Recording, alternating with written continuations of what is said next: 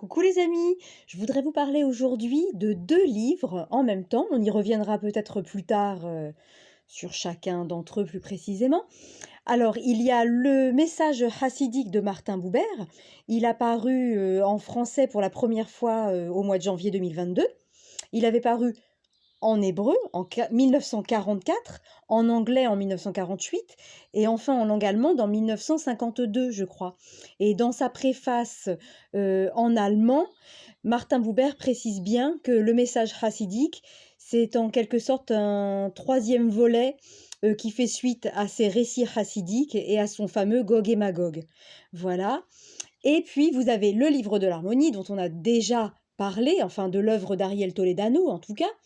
Donc ici, c'est un nouveau livre qui est apparu la semaine dernière et qui est une introduction à la Kabbale.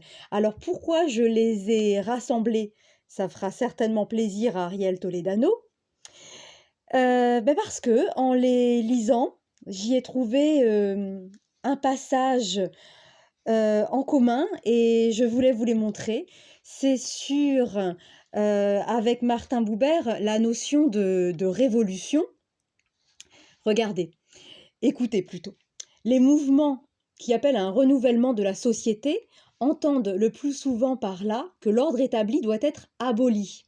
À ce qui est en place et qu'ils rejettent, ils opposent une volonté radicalement différente. Il en va autrement des mouvements religieux qui se donnent pour but le renouvellement de l'âme. Quelque radicale que soit l'opposition entre le principe défendu par un authentique mouvement religieux et l'état de fait qu'il rencontre, un tel mouvement ne ressent ni n'exprime cette opposition comme une opposition à l'essence originelle de la tradition, mais il se sent et se déclare au contraire comme appelé à purifier cette essence de sa ternissure actuelle, à la rétablir, à la faire revenir. Donc, on voit que le renouvellement religieux, la révolution religieuse, n'a rien à voir avec la révolution d'une société, d'une révolution politique, sociale. Et on a le lien ici directement dans l'œuvre d'Ariel Toledano, qui nous parle du Gaon de Vilna, qui nous parle de Martin Buber, bien entendu, et qui fait écho précisément à ce qu'on vient de lui lire, puisqu'il évoque les deux notions de ridouche et de chinouille. Voici ce qu'il en dit.